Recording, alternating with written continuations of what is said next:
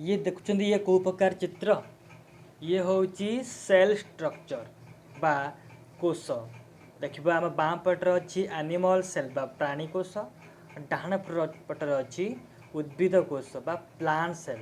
तो हाँ आम पढ़ा नवम श्रेणीर कोश विषय ठीक अच्छे देखु ये हूँ कोशर चित्र एवं यही चैप्टर आम पढ़ा जीवकोश और यार संगठन ठीक अच्छे एवं कोशर आविष्कार कोश मध्य अंगिका गुड़िक एवं प्राणी कोश और उद्भिद कोश मध्य पार्थक्य कौन आम सब डिटेल्स पढ़ा देखो ये हूँ कोश एवं कोश को किए आविष्कार करथिले ना रॉबर्ट हुक ठीक अच्छे आम डिटेल्स पढ़ा एवं जो मैंने या सब्सक्राइब करना तुम चैनल को सब्सक्राइब करदे चलते आम आरंभ करवा।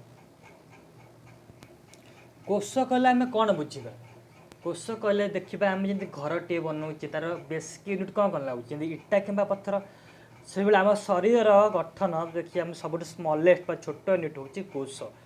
तो आपको आम जीवकोश कहूचे इंग्लीश कहूचे सेल एवं सेल आविष्कार करते कि ना रॉबर्ट हुक 1665 मसीह ठीक अच्छे देखते ये लिखाई 1665 मसीह रॉबर्ट हुक नामक जड़े वैज्ञानिक सर्वप्रथमे जीवकोशर आविष्कार करथिले ठीक अच्छे एवं परवर्ती समय 1831 मसीह रॉबर्ट ब्राउन को द्वारा नेस्टी और 1839 मसीह पुरकेजी द्वारा आदि जीवक आविष्कृत होता। चलते आम देखा सेल रॉबर्ट हुक किए और से केमिति कोश को आविष्कार करथिले। ये होचंती रॉबर्ट हुक जी कि 1665 मसीह कोश बा सेल आविष्कार करथिले। ये हूँ से शुष्क कर्क जो थी कि रॉबर्ट हुक जे देखी कि कोशर आकार एमती हो पारे ठीक अच्छे चलते आम पढ़ा बर्तमान पढ़ा सेल थ्योरी ना कहते सेल थ्योरी कहते कोश सिद्धांत 1839 मसीह सिल्डन और स्वान दुई जन जी कि सेल बा कोश उपर कौन करते किसी मंतव्य देते देख प्रथम लिखाई all living things are composed of cells मत अनुसार प्रत्येक प्राणी बा प्रत्येक लिविंग ऑर्गेनिज्म कोशरे शरीर गठित होता है। Second point cells are the basic units of structure cell हूँ कौन शरीर बा शरीर बेसिक स्ट्रक्चर एवं फंक्शन इन लिविंग थिंग्स शरीर हूँ कौन ना स्ट्रक्चर आ फंक्शन इटा हूँ सेल बेसिक यूनिट जहाँद्वारा जमी कहते घर बेसिक यूनिट इटा बा पत्थर से भाई। Third point a cells are produced from other cell आम जो कौन नुआ सेल देखुचे से सब कौन ना प्री एक्जिस्टिंग सेल बा गोटे सेल तार पूर्व सेल रु ही सृष्टि होता है ठीक अच्छे ये हूँ सेल थ्योरी जी कि 1839 मसीह सिल्डन और स्क्वान सेल थ्योरी बा कोश सिद्धांत रूप से यह उपस्थापना करथिले ठीक अच्छे।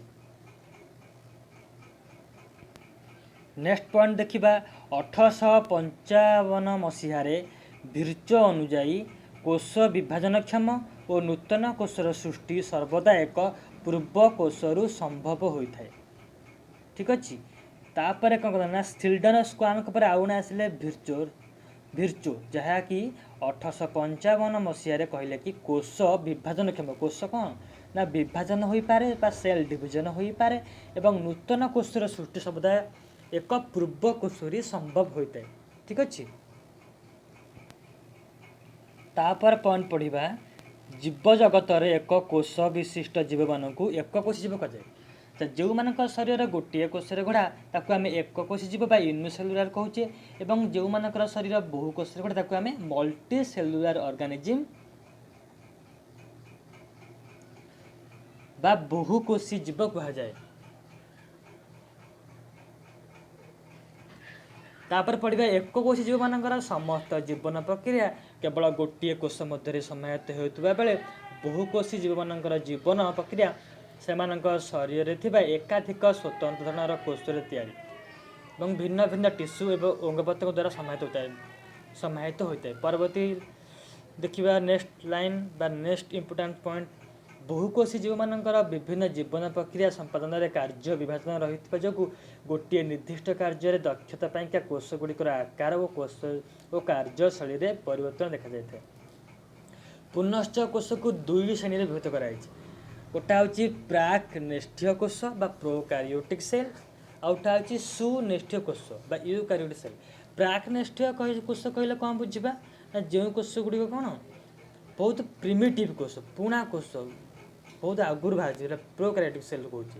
ଏବଂ ସୁନେଷ୍ଠୀୟ କହିଲେ ୟୁକାରିଓଟିକ୍ ସେଲ୍ ଆମେ କହୁଛୁ, ତାର ଟିକେ ଆଡ଼ଭାନ୍ସ କୋଷ। ଏବଂ ପ୍ରାକ୍ ନେଷ୍ଠୀୟ କୋଷରେ କ'ଣ ହେଇଥିବ ନା ସେଲ୍ ଅର୍ଗାନିଲ୍ ଆଉ କୋଷ ନ୍ୟୁକ୍ଲିୟସ୍ ଜଣାପଡ଼ିବନି, ଭଲରେ ନ୍ୟୁକ୍ଲିୟର ମେମ୍ବ୍ରେନ୍ ଜଣାପଡ଼ିବନି, କିନ୍ତୁ ସୁନେଷ୍ଠୀୟ କୋଷରେ ସବୁ ନ୍ୟୁକ୍ଲିୟସ୍ର ମେମ୍ବ୍ରେନ୍ ହେଉ ସବୁ କୋଷ ଅଙ୍ଗିଆ ଗୁଡ଼ିକ କ'ଣ ହେଇଥିବ ନା ଭଲ ଭାବରେ ଦେଖାଯାଏ। ତାହେଲେ ତ ଆମେ ଦେଖିବା ପ୍ରାକ୍ ନେଷ୍ଠୀୟ କୋଷ ଓ ସୁନେଷ୍ଠୀୟ କୋଷ ମଧ୍ୟରେ ପାର୍ଥକ୍ୟ କ'ଣ। ବର୍ତ୍ତମାନ ଦେଖିବା ପ୍ରାକ୍ ନେଷ୍ଠୀୟ କୋଷ ଓ ସୁନେଷ୍ଠୀୟ କୋଷ ମଧ୍ୟରେ ପାର୍ଥକ୍ୟ କ'ଣ। ପ୍ରଥମ ପଏଣ୍ଟ, ପ୍ରାକ୍ ନେଷ୍ଠୀୟ କୋଷ, ଏଥିରେ କୌଣସି ଝିଲ୍ଲି ଆବୃତ କୋଷ ଅଙ୍ଗିକା ନଥାଏ ବା ସେ କୋଷ ମଧ୍ୟରେ ସବୁ କୋଷ ଅଙ୍ଗିକା ଗୁଡ଼ିକ ଅଛି, ଯେମିତିକି ନ୍ୟୁକ୍ଲିୟର ମେମ୍ବ୍ରେନ୍ ହେଉ ବା ନ୍ୟୁକ୍ଲିୟସ୍ର ମେମ୍ବ୍ରେନ୍ ହେଉ, ତା'ର କୋଷର ଅଙ୍ଗିକାର ଆବୃତ ବା ମେମ୍ବ୍ରେନ୍ଟା ଭଲ ଭାବରେ ଜଣାପଡ଼େନି ବା ନଥାଏ କହିଲେ ଚଳେ। ସେପଟେ ଦେଖିବା ସୁନେଷ୍ଠୀୟ କୋଷ, ଏଥିରେ ସମସ୍ତ କୋଷ ଅଙ୍ଗିକା ମାଇଟୋକଣ୍ଡ୍ରିଆ ହେଉ, ଗଲ୍ଗି ବଡି ହେଉ, ଏଣ୍ଡୋପ୍ଲାଜମିକ୍ ରେଟିକୁଲମ୍ ହେଉ ଇତ୍ୟାଦି ଝିଲ୍ଲି ଦ୍ୱାରା ଆବୃତ ଓ ସଂଗଠିତ ହୋଇ ରହିଥାଏ। ପରବର୍ତ୍ତୀ ଲାଇନ୍ ଦେଖିବା ପଏଣ୍ଟ, ନେଷ୍ଠିଟି ସୁସଂଗଠିତ ନୁହେଁ ଓ ନେଷ୍ଠି ଝିଲ୍ଲି ନଥାଏ। ଠିକ୍ ଅଛି, ପ୍ରୋକାରିଓଟିକ୍ ସେଲ୍ ବା ପ୍ରାକ୍ ନେଷ୍ଠୀୟ କୋଷରେ କ'ଣ ଥାଏ ନା ନେଷ୍ଠିଟି ସୁସଂଗଠିତ ନୁହେଁ ବା ନେଷ୍ଠି ଝିଲ୍ଲି ନଥାଏ, ଯେଠି ବର୍ତ୍ତମାନ କହୁଥିଲି ସେଲ୍ ମେମ୍ବ୍ରେନ୍ ବା ନ୍ୟୁକ୍ଲିୟର ମେମ୍ବ୍ରେନ୍ ନଥାଏ। କିନ୍ତୁ ସୁନେଷ୍ଠୀୟ କୋଷରେ ସୁନେଷ୍ଠୀୟ କୋଷରେ କ'ଣ ହେଇଥାଏ ନା ନେଷ୍ଠିଟା ସୁସଂଗଠିତ ଓ ନେଷ୍ଠି ଝିଲ୍ଲି ଯୁକ୍ତ। ନେକ୍ସଟ ଲାଇନ୍, କେବଳ ଏକମାତ୍ର ଗୋଲାକାର DNA ଅଣୁ ଥାଏ, କ୍ରୋମୋଜୋମ୍ ନଥାଏ। ବହୁତ ଇମ୍ପୋର୍ଟାଣ୍ଟ ପଏଣ୍ଟ ଏଇଟା ଦେଖିବ, କେବଳ ଏକମାତ୍ର ଗୋଲାକାର DNA, ଆମର DNA ଥାଏ ସେ କ'ଣ ନା ଗୋଟିଏ କୁଣ୍ଡଳ ହେଇଥିବ, କିନ୍ତୁ ଏଥିରେ DNA କ'ଣ ହେଇଥାଏ ଏକାଧିକ ରେଖିକ ଥାଏ ଏବଂ କ୍ରୋମୋଜୋମ୍ ଏଥିରେ ନଥାଏ। ପ୍ରାକ୍ ନେଷ୍ଠୀୟ କୋଷରେ କ୍ରୋମୋଜୋମ୍ ନଥାଏ ଏବଂ ସୁନେଷ୍ଠୀୟ କୋଷରେ କ୍ରୋମୋଜୋମ୍ ଗୁଡ଼ିକ କ'ଣ ହୋଇଥାଏ ସଂଗଠିତ ହୋଇ ରହିଥାଏ। ଠିକ୍ ଅଛି, ନେକ୍ସଟ ଆମେ ପଢ଼ିବା ବିଭିନ୍ନ ପ୍ରକାରର କୋଷ ଅଙ୍ଗିକା, ଯେମିତିକି କୋଷ ଝିଲ୍ଲି। ଠିକ୍ ଅଛି, ଦେଖିବା କୋଷ ଝିଲ୍ଲିକୁ କୁହନ୍ତି ପ୍ଲାଜମା ମେମ୍ବ୍ରେନ୍। କୋଷ ଭିତରେ ଥିବା କୋଷର ବିଭିନ୍ନ ଉପାଦାନକୁ ଆବୃତ କରି ରଖିଥିବା ଆବରଣଟିକୁ କୋଷ ଝିଲ୍ଲି କୁହାଯାଏ। ଏହା ଛିଦ୍ରଯୁକ୍ତ ଓ କୋଷ ସହ ଜଡ଼ିତ ବିଭିନ୍ନ ପଦାର୍ଥର ଆଦାନ ପ୍ରଦାନ ପାଇଁ କୋଷ ଝିଲ୍ଲି ଏକ ମାଧ୍ୟମ ଭାବରେ କାର୍ଯ୍ୟ କରିଥାଏ। ଠିକ୍ ଅଛି, ତ ଆମେ ଯେଉଁ ବିଭିନ୍ନ ପ୍ରକାରର ଛିଦ୍ର ଯେଉଁ କୋଷ ଅଂଶ ଜଡ଼ିତ କୋଷ ଝିଲ୍ଲି ଓ ମାଧ୍ୟମ ଭାବରେ କାର୍ଯ୍ୟ କରେ। ଆମେ ଜାଣିଛେ କୋଷ ମଧ୍ୟରେ ବିଭିନ୍ନ ପ୍ରକାର ପଦାର୍ଥ ଥାଏ, ଆଉ କୋଷ ମଧ୍ୟରେ ଆଉ ଗୋଟିଏ କୋଷ ମଧ୍ୟରେ ଗୋଟିଏକୁ ଆଉ ଗୋଟେ କୋଷ ମଧ୍ୟରେ ଆଦାନ ପ୍ରଦାନ ହେଲା କେମିତି ହୋଇଥାଏ ନା ଛିଦ୍ରଯୁକ୍ତ ଥାଏ, ଅର୍ଥାତ୍ ପ୍ରତ୍ୟେକ କୋଷରେ କିଛି କିଛି କଣା ଥାଏ, ସେ କଣା ବାଟେ କ'ଣ ହୋଇଥାଏ ନା ଖାଦ୍ୟର ଆଦାନ ପ୍ରଦାନ ହୋଇଥାଏ। ଠିକ୍ ଅଛି, ତାପରେ ନେକ୍ସଟ ପଏଣ୍ଟ, କୋଷ ଝିଲ୍ଲି ଦେଇ କୋଷ ଭିତରକୁ ବାହାରକୁ ସମସ୍ତ ପଦାର୍ଥ ଯାତାୟାତ କରିପାରେ ନାହିଁ। ହେଲା, କିନ୍ତୁ ଆମେ ସବୁ ପଦାର୍ଥ ଯାଇପାରିବନି, କେବଳ ଛୋଟ ଛୋଟ ଗୁଡ଼ିକ ଏବଂ ଲିକ୍ୱିଡ଼ ଯେଉଁଟା ଅଛି ତରଳ ପଦାର୍ଥ ଗୁଡ଼ିକ କୋଷ ମଧ୍ୟକୁ ଯାତାୟାତ କରିପାରିବ। ଠିକ୍ ଅଛି, କେବଳ କେତେକ ନିର୍ଦ୍ଦିଷ୍ଟ ପଦାର୍ଥର କୋଷ ଭିତରକୁ ଯିବା ବାହାରକୁ ଆସି ସମ୍ଭବ ହୋଇଥାଏ, ସେଗୁଡ଼ିକ ନିର୍ଦ୍ଦିଷ୍ଟ ପଦାର୍ଥ। ତେଣୁ କୋଷକୁ କୁହାଯାଏ ଏକ ଅର୍ଦ୍ଧ ପାରଗମ୍ୟ ଝିଲ୍ଲି, କୋଷ ଝିଲ୍ଲିକୁ କୁହାଯାଏ। ଠିକ୍ ଅଛି, ଇମ୍ପୋର୍ଟାଣ୍ଟ ପଏଣ୍ଟ ମନେ ରଖନ୍ତୁ ବା ନୋଟ୍ କରିଦିଅନ୍ତୁ। ତ କୋଷ ଝିଲ୍ଲିକୁ କ'ଣ କୁହାଯାଏ ନା ଏକ ଅର୍ଦ୍ଧ ପାରଗମ୍ୟ ଝିଲ୍ଲି କୁହାଯାଏ, ତାକୁ କୁହାଯାଏ ସେମି ପରମିଏବୁଲ୍ ମେମ୍ବ୍ରେନ୍। ନେକ୍ସଟ କ୍ୱେଶ୍ଚିନ୍, କୋଷ ଝିଲ୍ଲି ମାଧ୍ୟମରେ ବିଭିନ୍ନ ପଦାର୍ଥର ଯାତାୟାତ ସାଧାରଣତଃ ବିସରଣ, ପରାସରଣ ଓ ଶକ୍ତିର ପରିବହନ ପ୍ରକ୍ରିୟା ଦ୍ୱାରା ସମ୍ପାଦିତ ହୋଇଥାଏ। ବିସରଣ କଲେ ଛାଣି ହେବା ପ୍ରକ୍ରିୟା। ଠିକ୍ ଅଛି, ତାପରେ ଆସିଲା ନେକ୍ସଟ ପଏଣ୍ଟ, କୋଷ ଝିଲ୍ଲି ଅଣୁର ଯାତାୟାତ ପ୍ରକ୍ରିୟା ପରାସରଣ ପଦ୍ଧତି ରେ ସମାହିତ ହୋଇଥାଏ। ଏଥିରେ ଜଳ ଅଣୁର ଗତି ଅଧିକ ଗାଢ଼ ଅଞ୍ଚଳରୁ କମ୍ ଗାଢ଼ ଥିବା ଜଳ ଦିଗକୁ ଏକ ଅର୍ଦ୍ଧ ପାରଗମ୍ୟ ଝିଲ୍ଲି ମଧ୍ୟ ଦେଇ ଘଟିଥାଏ। ଯେମିତିକି ଆମେ ଯେମିତି ଜଳଟା କ'ଣ ହୁଏ ନା ଉଚ୍ଚରୁ ନିଚକୁ ଗଡ଼ି ଆସିଥାଏ, ସେଇଭଳିଆ ଅଧିକ ଗାଢ଼ ଅଞ୍ଚଳ ସେଲ୍ ବିଭିନ୍ନ ପ୍ରକାର ସେଲ୍ ଅଛି, ସେଲ୍ ବା ପାଖାପାଖି ସେଲ୍ ଅଛନ୍ତି ଯାହାର ଗାଢ଼ତା ଭିତରେ ଅଧିକ ବା କନସେନ୍ଟ୍ରେସନ୍ ଅଧିକ ଥିବ, higher concentration to lower concentration କ'ଣ ହୋଇଥାଏ ନା ତା'ର ଗତି ହୋଇଥାଏ ତା ପଦ୍ଧତିଟି ଆସିଥାଏ। ଠିକ୍ ଅଛି, ଗୋଟେ ସେଲ୍କୁ ଆଉ ଗୋଟେ ସେଲ୍ ହାୟର କନସେନ୍ଟ୍ରେସନ୍ରୁ ଲୋୟର କନସେନ୍ଟ୍ରେସନ୍କୁ ଲିକ୍ୱିଡ଼ର ମୁଭମେଣ୍ଟ ହୋଇଥାଏ। ଏହି ପ୍ରକ୍ରିୟା ଦ୍ୱାରା କୋଷର ଆବଶ୍ୟକୀୟ ଧାତୁ ଲବଣ ଅନ୍ୟାନ୍ୟ ପଦାର୍ଥ ଗୁଡ଼ିକ ମଧ୍ୟ କୋଷ ଝିଲ୍ଲି ଦେଇ ଯାତାୟାତ ହୋଇଥାଏ। ଠିକ୍ ଅଛି, ଆମେ ଦେଖିବା କୋଷ ଝିଲ୍ଲିର କେମିତି ଷ୍ଟ୍ରକ୍ଚର ଚିତ୍ର ମାଧ୍ୟମରେ ଦେଖିବା। ଇଏ ହେଉଛି ତା'ର କ'ଣ ସେଲ୍ ମେମ୍ବ୍ରେନ୍। ଦେଖିବା ଇଏ ହେଉଛି କ'ଣ ନା ସେଲ୍ ମେମ୍ବ୍ରେନ୍ ବା କୋଷ ଝିଲ୍ଲି। ଏସବୁ ପୋର୍ ଥାଏ ଉପରେ ଯାହାଦ୍ୱାରା କି ଖାଦ୍ୟ ପଦାର୍ଥ କ'ଣ ହୁଏ ବିଭିନ୍ନ ପଦାର୍ଥ ଯିବା ଆସିବା କରିବ। ସେ ସେଲ୍ ବି କିଛି ଖାଏ ବା ସେଲ୍ କିଛି ଆବଶ୍ୟକ ପଡ଼େ, ସେସବୁ କ'ଣ ହୁଏ ଆଦାନ ପ୍ରଦାନ ହୋଇଥାଏ। ଠିକ୍ ଅଛି, ନେକ୍ସଟ ଆମେ ପଢ଼ିବା କୋଷ ଭିତ୍ତି ବା ସେଲ୍ ୱାଲ୍। ଆମେ ଜାଣିଛେ କୋଷ ଭିତ୍ତି କେଉଁଠି ଥାଏ ନା କେବଳ ଉଦ୍ଭିଦ ସେଲ୍ରେ ହିଁ ଥାଏ, କାହିଁକିନା ପ୍ରାଣୀ ସେଲ୍ରେ କୋଷ ଭିତ୍ତି ବା ସେଲ୍ ୱାଲ୍ ନଥାଏ। ଠିକ୍ ଅଛି, ଆଉ କୋଷ ଭିତ୍ତି ଦେଖିବା ଇଏ ହେଉଛି କ'ଣ ନା ପ୍ଲାଣ୍ଟ ସେଲ୍ ବା ଇଏ ହେଉଛି କୋଷ ଭିତ୍ତି। ଦେଖ ଚିତ୍ର ହେଉଛି କୋଷ ଭିତ୍ତିର, ଯାହାକି ଉଦ୍ଭିଦ ସେଲ୍ ମଧ୍ୟ ଦେଖାଯାଏ, ପ୍ରାଣୀ ସେଲ୍ ଦେଖାଯାଏ ନାହିଁ। ବହୁତ ଇମ୍ପୋର୍ଟାଣ୍ଟ, ଏଇଟା ହେଉଛି ଉଦ୍ଭିଦ ସେଲ୍ର କ'ଣ ନା ସେଲ୍ ୱାଲ୍ ଥାଏ ବା କୋଷ ଭିତ୍ତି ଥାଏ। ସେଲ୍ ୱାଲ୍ ଉଦ୍ଭିଦ କୋଷରେ ସେଲ୍ ୱାଲ୍କୁ କୁହନ୍ତି କୋଷ ଭିତ୍ତି ବା ସେଲ୍ ୱାଲ୍। ଉଦ୍ଭିଦ କୋଷରେ କୋଷ ଝିଲ୍ଲିର ବାହାର ପଟେ ଏକ ଅତିରିକ୍ତ କଠିନ ଆବରଣ ରହିଥାଏ, ଏହାକୁ କୋଷ ଭିତ୍ତି କୁହାଯାଏ। ଏହା ମୁଖ୍ୟତଃ ସେଲୁଲୋଜ୍ ନାମକ ଏକ ଶ୍ୱେତସାର ଦ୍ୱାରା ଗଠିତ। ଯାହା କେଉଁଠି ନା ଯଦି କୋଶ୍ଚିନ୍ ଆସିବ ପ୍ଲାଣ୍ଟ ସେଲ୍ର ବା ଉଦ୍ଭିଦ କୋଷର ବହି ଆବରଣକୁ କେଉଁଥିରେ ତିଆରି ନା ସେଲୁଲୋଜ୍ରେ ତିଆରି। ନେକ୍ସଟ ଆମେ ପଢ଼ିବା କୋଷ ଜୀବ କ'ଣ ସାଇଟୋପ୍ଲାଜମ କ'ଣ। କୋଷ ଜୀବକ ହେଉଛି କୋଷ ଝିଲ୍ଲି ଓ ନେଷ୍ଟି ମଧ୍ୟରେ ରହିଥାଏ।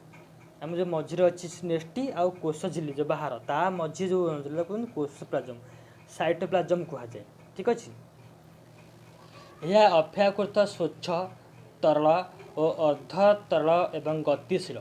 ଏଥିରେ ଜୈବିକ ଓ ଅଜୈବିକ ଉଭୟ ପ୍ରକାର ଉପାଦାନ ଥାଏ। ଆମେ ପଏଣ୍ଟଟା ପଢ଼ିଦେବା, ନେକ୍ସଟ ଆମେ ଚିତ୍ର ଦ୍ୱାରା ବୁଝିବା, ଏକ ପଏଣ୍ଟ ପଢ଼ିଦେବା। କୋଷ ଜୀବକରେ ବିଭିନ୍ନ କୋଷ ଅଙ୍ଗିକା ଯଥା ମାଇଟୋକଣ୍ଡ୍ରିଆ, ରାଇବୋଜୋମ୍, ଗଲ୍ଗି ବଡି, ଏଣ୍ଡୋପ୍ଲାଜମିକ ରେଟିକୁଲମ୍, ଲବକ ଓ ରସଧାନୀ ରହିଥାଏ। ଏହା ବ୍ୟତୀତ ଅନେକ ଏନଜାଇମ୍, ପୁଷ୍ଟିସାର, ଏମିନୋ ଏସିଡ୍, ଧାତବ ଲବଣ ଅନ୍ୟାନ୍ୟ କେତେକ ପଦାର୍ଥ ଯଥା ଏକ୍ଟିନ୍ ଓ ମାଇକ୍ରୋଟ୍ୟୁବୁଲ ପରି ପୁଷ୍ଟିସାର ଫିଲାମେଣ୍ଟ ମଧ୍ୟ ଏଥିରେ ରହିଥାଏ। ସାଇଟୋପ୍ଲାଜମ ମଧ୍ୟରେ ଥିବା ବିଭିନ୍ନ କୋଷ ଅଙ୍ଗିକା ଗଠନ ଓ କାର୍ଯ୍ୟ ଦ୍ୱାରା ଭିନ୍ନ ଭିନ୍ନ ହୋଇଥାଏ।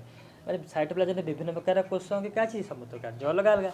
ସାଧାରଣତଃ କୋଷ ଅଙ୍ଗିକାମାନଙ୍କୁ ଦେଖିବା ପାରିବା ପାଇଁ ଇଲେକ୍ଟ୍ରୋନ ଅଣୁବୀକ୍ଷଣ ବା ଇଲେକ୍ଟ୍ରୋନିକ୍ ମାଇକ୍ରୋସ୍କୋପ୍ରେ ବ୍ୟବହାର କରାଯାଏ, ଏରା ସାଧାରଣ ଦେଖାଯାଏ ନାହିଁ। ଠିକ୍ ଅଛି, ଚାଲନ୍ତୁ ଆମେ ଏହାକୁ ଚିତ୍ର ମାଧ୍ୟମରେ ଦେଖିବା।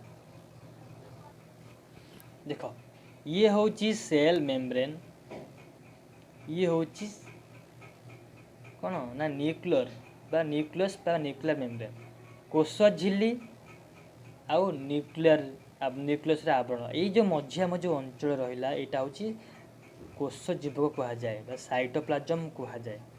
ଏଥିରେ କ'ଣ ଥାଏ ବିଭିନ୍ନ ପ୍ରକାରର କୋଷ ଅଙ୍ଗିକା ରହିଥାଏ, ଯେମିତିକି ମାଇଟୋକଣ୍ଡ୍ରିଆ, ଲାଇସୋଜୋମ୍, ଏଣ୍ଡୋପ୍ଲାଜମିକ ରେଟିକୁଲମ୍, ଗଲ୍ଗି ଆପାରେଚର୍ସ, ଠିକ୍ ଅଛି, ରାଇବୋଜୋମ୍ ଏସବୁ ଥାଏ, ସେଣ୍ଟ୍ରିଓଲ୍, ଏମିତି କୋଷ ଅଙ୍ଗିକା ରହିଥାଏ। ଆମେ ଡିଟେଲ୍ସ ପଢ଼ିବା ଆଗକୁ।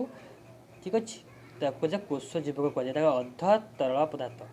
ଚାଲନ୍ତୁ ଆମେ ନେକ୍ସଟ ପଢ଼ିବା ମାଇଟୋକଣ୍ଡ୍ରିଆ। ଠିକ୍ ଅଛି, ମାଇଟୋକଣ୍ଡ୍ରିଆର କ'ଣ।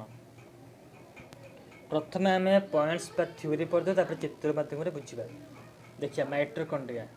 ସମସ୍ତ ସୁନିଷ୍ଠୀୟ କୋଷରେ ମାଇଟୋକଣ୍ଡ୍ରିଆ ଦେଖାଯାଏ। ଏହାର ଆକାର ଏକ ସିଲିଣ୍ଡର ବା କାକୁଡ଼ି ଆକୃତି ଓ ମାଇଟୋକଣ୍ଡ୍ରିଆର ଆବରଣ ଝିଲ୍ଲିଟି ଦ୍ୱିସ୍ତରୀୟ। ତା दुईटी स्तर थाए आउटर मेम्ब्रेन थाए और इनर मेम्ब्रेन थाए। बहिस्तर झिल्लीटी छिद्रयुक्त चिक्कण और नमनीय अंतस्तर झिल्लीटी भितर पटक भांगी हुई आंगुठी भली लंबी थाए प्रोजेक्शन लगे कंटालिया होगी मोड़ी मोड़ी मोड़ी ही थाए भितर पटटा एगुड़ी को क्रिस्टा कह जाए। ठीक अच्छे माइट्रोकंडियार मध्यवर्ती स्थान को माइट्रोकंडियार मध्यवर्ती स्थान को आधार कह जाए। रासायनिक प्रक्रिया द्वारा यही क्रिया क्रिस्टा ठारे शक्ति उत्पन्न होता है। माइट्रोकंडियारे अम्लजान द्वारा खाद्य पदार्थ गुड़िकर जारण घटी तहु एटीपी बा जैविक शक्ति उत्पन्न हुए। तेणु एटीपी को कोषर शक्ति मुद्रा कह बहुत इंपोर्टेंट पॉइंट क्या शक्ति मुद्रा कह जाए ना एटीपी को कोषर शक्ति मुद्रा कह जाए एनर्जी करेन्स कह जाए और माइट्रोकंडिया कह जाए powerhouse of the cell बा कोषर शक्ति केंद्र। ये दुईटा बहुत इंपोर्टेंट नोट कर दिंतु कि शक्ति मुद्रा है अलग और शक्ति केंद्र अलग। ठीक अच्छे एटीपी को कह जाए कोषर शक्ति मुद्रा एवं माइट्रोकंडिया कह जाए कोषर शक्ति केंद्र।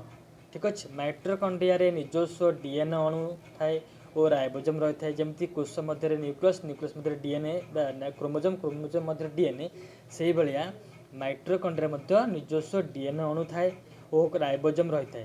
एणु माइट्रोकंडिया कह जाए एक अर्ध स्वयं चालित अंग कह जाए। ठीक अच्छे तारे बहुत इंपोर्टेंट क्या कह जाए अर्ध स्वयं चालित अंगिका ना माइट्रोकंडिया को कह जाए कोषर अर्ध स्वयं चालित अंगिका। नेक्स्ट आम पढ़ा रसधानी कण देखिए ये हूँ कौन ना माइट्रोकंडिया। ठीक अच्छे कौन एटा माइट्रोकंडिया चित्र देखिए दिखाई देख यहाँ हूँ माइट्रोकंडिया एगुरा। ठीक अच्छे ताकू टे एनलार्ज बड़ आकार देखा देखा देख दुईटा मेम्ब्रेन थाए गोटा आउटर मेम्ब्रेन बही आवरण आउटा भितर बा इनर मेम्ब्रेन। ठीक अच्छे इनर मेम्ब्रेन कौन थाए पता आंगुठी भाया सब प्रोजेक्शन लाइक अच्छी आपको कह क्रिस्टा कह जाए। ठीक अच्छे कौन जाए क्रिस्टा कह जाए।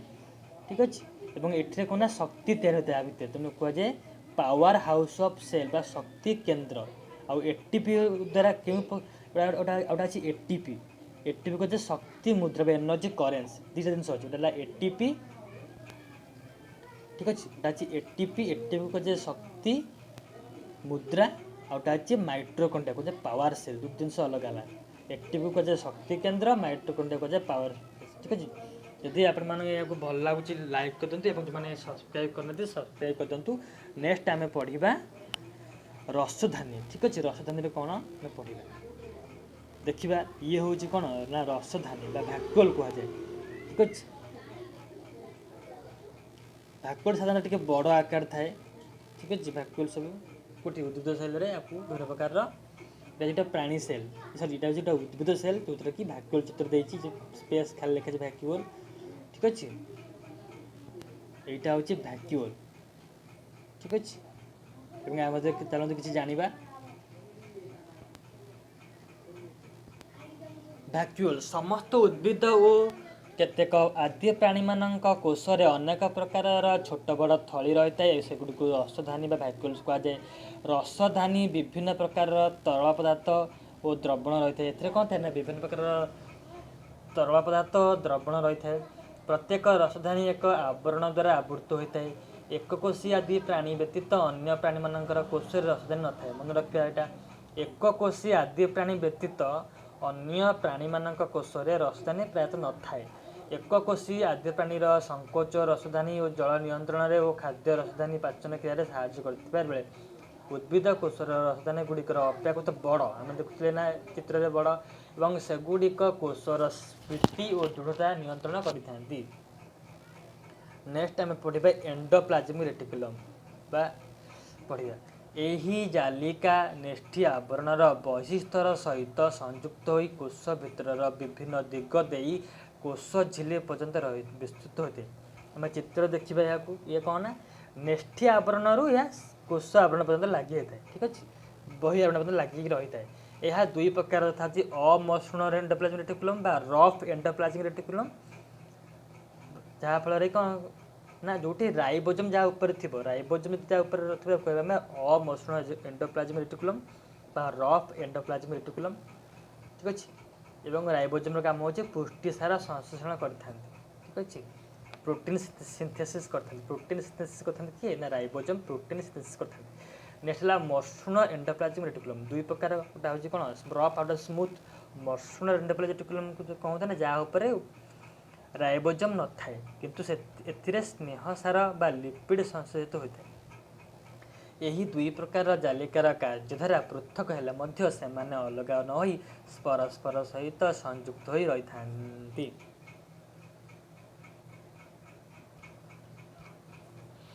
ଏଣ୍ଡୋପ୍ଲାଜମିକ୍ ରେଟିକୁଲମ୍ କୋଷ ଭିତରେ ବିଭିନ୍ନ ସ୍ଥାନକୁ ବିଭିନ୍ନ ପଦାର୍ଥ ପ୍ରେରଣ କରିବା ଝିଲ୍ଲି ନିର୍ମାଣରେ ମଧ୍ୟ ସାହାଯ୍ୟ କରିଥାଏ ଏବଂ ତାହାକୁ ଝିଲ୍ଲି ନିର୍ମାଣ ପ୍ରକ୍ରିୟା କୁହାଯାଇଥାଏ। ଏହି ଏଣ୍ଡୋପ୍ଲାଜମିକ୍ ରେଟିକୁଲମ୍ ଗୁଡ଼ିକ ଭିତରେ ବିଭିନ୍ନ ଔଷଧ ଓ ଦୂଷିତ ପଦାର୍ଥର ବିପାକ ମଧ୍ୟ ଘଟିଥାଏ। ଚାଲନ୍ତୁ ଆମେ ଏହାର ଚିତ୍ର ଦେଖିନେବା। ଇଏ ହେଉଛି ଏଣ୍ଡୋପ୍ଲାଜମିକ୍ ରେଟିକୁଲମ୍। ଠିକ୍ ଅଛି, ଦେଖ ଇଏ ହେଉଛି ସେଲ୍, ନ୍ୟୁକ୍ଲିୟସ୍ ନେଷ୍ଟିରୁ ଏରା ଅଛି ଆରମ୍ଭ ହେଇ କେଉଁ ପର୍ଯ୍ୟନ୍ତ ଆସିଥାଏ ନା କୋଷର ବାହାର ଆବରଣ ପର୍ଯ୍ୟନ୍ତ ଏରା ଆସିଥାଏ।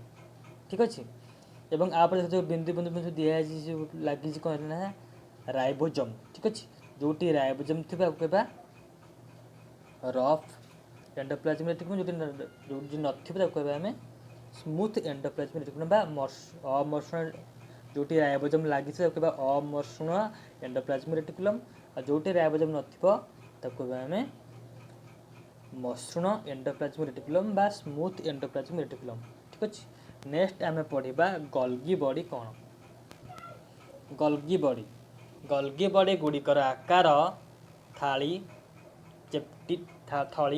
ଚେପ୍ଟି ନଳୀ ବା ସୂକ୍ଷ୍ମ ଜାଲିକା ପରି ହୋଇ ଗୋଟିଏ ଉପରେ ଗୋଟିଏ ସମାନ୍ତରାଳ ଭାବରେ ଏଣ୍ଡୋପ୍ଲାଜମିକ୍ ରେଟିକୁଲମ୍ ନିକଟରେ ରହିଥାଏ।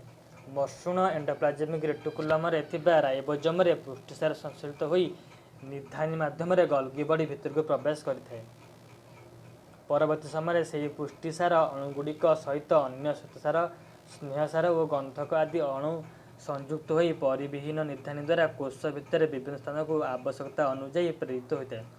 ଉଦ୍ଭିଦ କୋଷରେ ଥିବା ଗଲ୍ଗି ବଡ଼ିକୁ ଡିକ୍ଟିଓଜୋମ୍ କୁହାଯାଏ। ବହୁତ ଇମ୍ପୋର୍ଟାଣ୍ଟ ପଏଣ୍ଟ ନୋଟ୍ କରନ୍ତୁ, ଉଦ୍ଭିଦ କୋଷରେ ଥିବା ଗଲ୍ଗି ବଡ଼ିକୁ କୁହାଯାଏ ଡିକ୍ଟିଓଜୋମ୍ କୁହାଯାଏ। ଏଗୁଡ଼ିକ କୋଷ ଭିତ୍ତି ତିଆରିରେ ସାହାଯ୍ୟ କରିବା ସହିତ ବିଭିନ୍ନ ପ୍ରକାରର ଏନ୍ଜାଇମ୍ କ୍ଷରଣ କରିଥାନ୍ତି। ତାହେଲେ ଏଗୁଡ଼ା କାର୍ଯ୍ୟ କ'ଣ ନା ଗଲ୍ଗି ବଡ଼ି ବା ଡିକ୍ଟିଓଜୋମ୍ର କାର୍ଯ୍ୟ ହେଉଛି କ'ଣ ନା ବିଭିନ୍ନ ପ୍ରକାର କୋଷ ସଂଖ୍ୟାର କୋଷ ଭିତ୍ତି ବା ସେଲ୍ ୱାଲ୍ ସେ ତିଆରି କରିଥାଏ। ଠିକ୍ ଅଛି, ନେକ୍ସଟ ପଢ଼ିବା ରାଇବୋଜୋମ୍।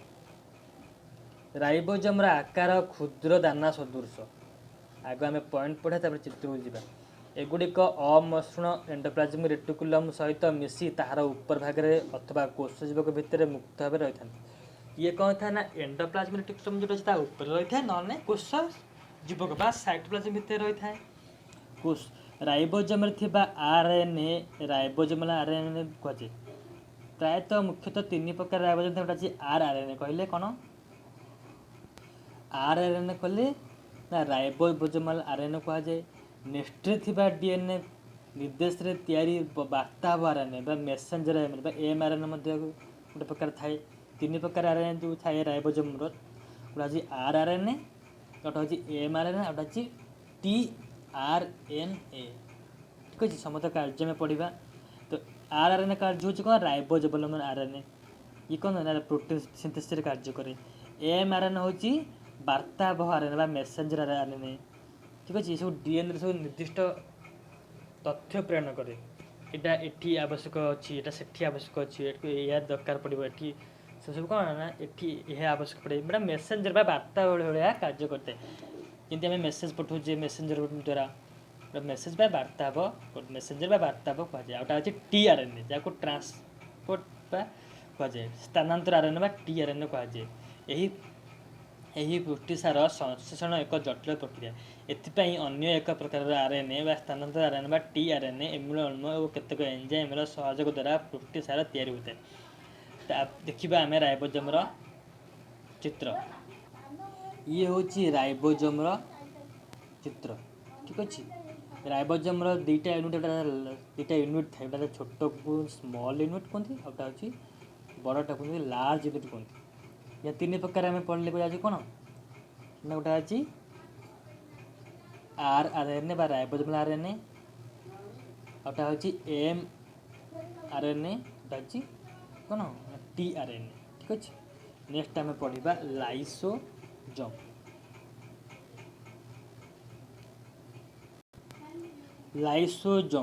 लाइसोजोम बहुल भाव में प्राणी कोष देखा मिले। यह एक झिल्ली द्वारा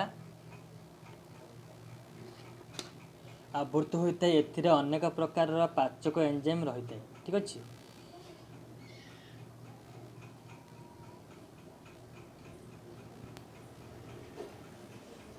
देखा आम आउ पॉइंट अच्छी मसृण एंडोप्लाज्मिक रेटिकुलम थिबा राइबोसोम रे संश्लेषित यही एंजाइम गुड़िक गल्गी बॉडी माध्यम लाइसोजोम को आसी था। कौन कारण जीवकोषटी क्षतिग्रस्त बा रुग्ण हो पड़े लाइसोजोम थिबा पाचक एंजाइम गुड़िक जीवकोष विभिन्न जैविक अणुर पचन घटी एणु लाइसोजोम को कहुए कोषर पाचक थली ठीक अच्छे। ये पाचक थली बा लाइसोजोम कार्य कौन ना कौन से एक अंगिका नष्ट होता कौन कर लगे सी पचन कर ब्रिगेड कर दिखते कहते पाचक थली कहुए। तेणु लाइसोजोम कहुए कोषर पाचक थली। नेक्स्ट पढ़ा आम अनेक समय क्षेत्रकोष और मूर्तकोष बा अंगिका गुड़ी पाचन क्रिया साहाय्य छोट छोट अंश परिणत कर लाइसोजोम संश्लिष्ट होगा कथा जना जाए।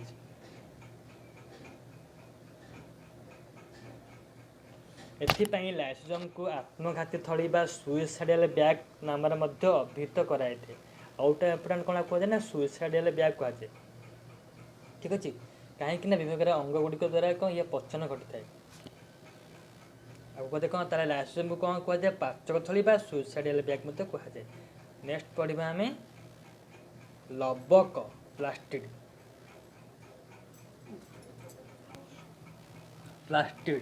लवक मुख्यतः उद्भिद कोष देखा थे। आम जानी यह केवल प्राणी कोष देखा जाए ना केवल उद्भिद कोष देखा जाए।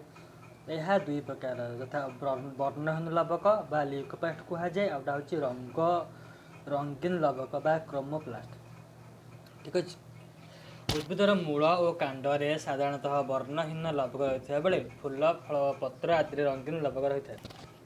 उद्भिदर पत्र अन्य सबुज अंश रही रंगीन लवक को हरित लवक बा क्लोरोप्लास्ट कहुए। हरित लवक रही सबुज कणिका बा क्लोरोफिल पत्र को सबुज रंग देवा सहित आलोक संश्लेषण प्रक्रिया फोटोसिंथेसिस प्रक्रिया मुख्य अंश ग्रहण करते ठीक अच्छे। जो सबुज कणिका अच्छी क्लोरोफिल तार मुख्य काम हो पत्र को सबुज रंग देवा और आलोक संश्लेषण प्रक्रिया सक्रिय खाद्य प्रस्तुत करवा। हरित लवक को कहुए उद्भिदर रंधनशाला ठीक अच्छे। कहीं माध्यम ये विभिन्न प्रकार खाद्य प्रस्तुत करें। माइटोकॉन्ड्रिया परी हरित लवक एक अर्ध स्वयंचालित अंगिका कहुए कारण लवक निजर डीएनए थाए और राइबोसोम केतक एंजाइम साहाय्य तैयारी होता है ठीक अच्छे। राइबोसोम और केतक एंजाइम साहाय्य निजे पुष्टि तैयारी करते हैं। तो आम दुईटा जिन शिखिले कौन ना अर्ध स्वचालित अंगिका दुईटा थाए गोटे प्राणी मान थाए कौन थाए उद्भिद मान थाए प्राणी मानकर जहाँ अच्छे कौन कहवा आम माइटोकॉन्ड्रिया उद्भिद मान कहवा आम लवक अर्ध स्वचालित अंगिका। नेक्स्ट पढ़ा आम हाँ आम आर चित्र देखा चलतु। ये हूँ प्लास्टिड चित्र बा आम कौचा लवक ठीक अच्छे। ये हूँ लवकर चित्र देखा लवक मध्य जोरा देखिए सब थाक थाक होगी अच्छी या कहुए थाइलाकॉइड्स और गोटे पैक को कहुए ग्रानम और भितर जो अच्छी कहुए स्ट्रोमा कहुए। तार दुईटा मेम्ब्रेन था गोटे आउटर मेम्ब्रेन गोटे इनर मेम्ब्रेन ठीक अच्छे। नेक्स्ट आम पढ़ा नेस्टी बा न्यूक्लियस। नेस्टी कोषर एक मुख्य अंश हूँ नेस्टी झिल्ली। यार दुई स्तर झिल्ली गोटे बहिस्तर गोटे अंतस्तर एवं यह छिद्रयुक्त यही छिद्र कोषजीवक और नेस्टी मध्य आदान प्रदान होता है। नेस्टीर आकार और संगठन अनुसार दुई प्रकार विभक्त कराई प्राक्नेस्टीय कोष आउटा हूँ सुनेस्टीय कोष। आम जो कहते कोष को दुई प्रकार विभक्त कर प्राक्नेस्टीय सुनेस्टीय क्या द्वारा ना कोषर आवरण बा नेस्टीर आकार अनुसार दुई प्रकार कराई। ଯେକୌଣସି ଗୋଟିଏ ଜାତିର ସମସ୍ତ ଯେକୌଣସି ଗୋଟିଏ ଜାତିର ସମସ୍ତ ଜୀବମାନଙ୍କ ସେମାନଙ୍କ କୋଷରେ ଥିବା କ୍ରୋମୋଜୋମ୍ ସଂଖ୍ୟା ସବୁବେଳେ ସମାନ ରହେ। ଠିକ୍ ଅଛି, ଯେମିତିକି ମଣିଷ ଶରୀରରେ ପ୍ରତ୍ୟେକ ଜୀବକୋଷରେ 23 ଯୋଡ଼ା କ୍ରୋମୋଜୋମ୍ ରହିଥାଏ, ଟୋଟାଲ୍ 46ଟି। ଠିକ୍ ଅଛି, କ୍ରୋମୋଜୋମ୍ଟି ଡିଏନ୍ଏ ଓ ପୁଷ୍ଟିସାର ଅଣୁରେ ଗଠିତ। ସାଧାରଣତଃ ପ୍ରଜନନ ଓ କୋଷ ବିଭାଜନରେ କ୍ରୋମୋଜୋମ୍ ମୁଖ୍ୟ ଭୂମିକା ଗ୍ରହଣ କରିଥାଏ। ନେକ୍ସଟ ଆମେ ପଢ଼ିବା କ୍ରୋମୋଜୋମ୍। ଠିକ୍ ଅଛି, ଆଗ ନେକ୍ସଟ ଚିତ୍ର ଦେଖିନେବା।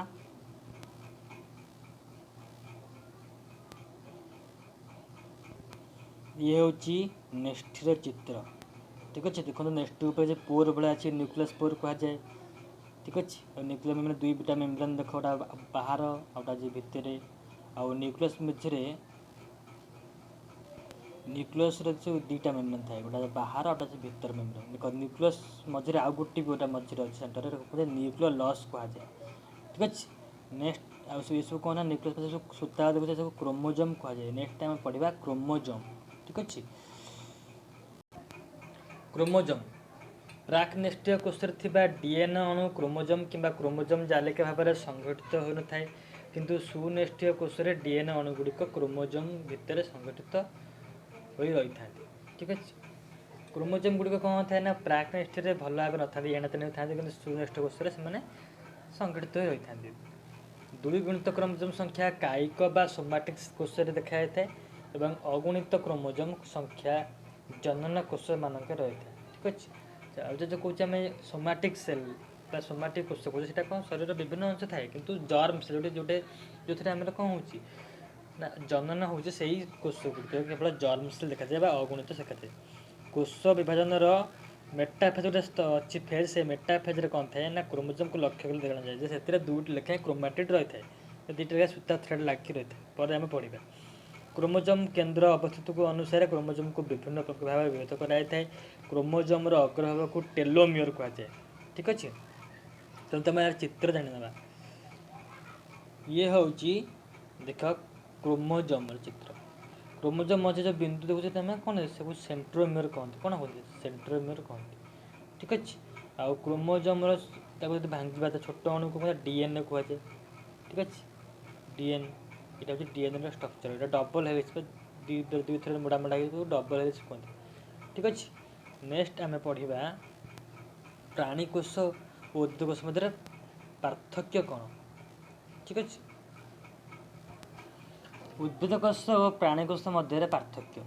ପ୍ରଥମ ପଏଣ୍ଟ, ଉଦ୍ଭିଦକୋଷରେ କୋଷର ଆକାର ସାଧାରଣତଃ ବଡ଼, ପ୍ରାଣୀକୋଷରେ ସାଧାରଣତଃ ଉଦ୍ଭିଦକୋଷଠାରୁ ସାନ। କୋଷ ଝିଲ୍ଲି ଓ କୋଷ ଭିତ୍ତି ଥାଏ। ଉଦ୍ଭିଦକୋଷରେ କୋଷ ଝିଲ୍ଲି ଓ କୋଷ ଭିତ୍ତି ଥାଏ, କିନ୍ତୁ ପ୍ରାଣୀକୋଷରେ କେବଳ କୋଷ ଝିଲ୍ଲି ହିଁ ଥାଏ, କୋଷ ଭିତ୍ତି ନଥାଏ। ଏବଂ ଉଦ୍ଭିଦକୋଷରେ ରସଧାନୀ ଗୁଡ଼ିକ ସ୍ଥାୟୀ, କିନ୍ତୁ ପ୍ରାଣୀକୋଷରେ ରସଧାନୀ ଗୁଡ଼ିକ ଛୋଟ ଓ ଅସ୍ଥାୟୀ, କେବଳ ଆଦି ପ୍ରାଣୀମାନଙ୍କଠାରେ ଦେଖାଯାଇଥାଏ।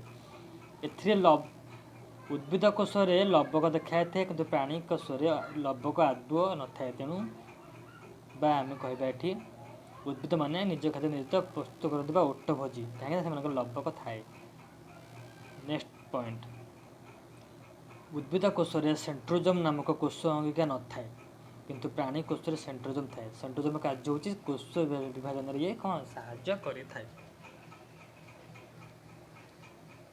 ଯଦି ଆପଣମାନେ ଏଠୁ ଭଲ ଲାଗୁଛି ଲାଇକ୍ କରିଦିଅନ୍ତୁ ଏବଂ ଯେମିତି ଆପଣ ମୋ ଚ୍ୟାନେଲକୁ ସବସ୍କ୍ରାଇବ୍ କରିନେବେ। ଯଦି କିଛି ବୁଝି ହେଉନି ଆପଣ କମେଣ୍ଟ କରିପାରିବେ। Thank you all.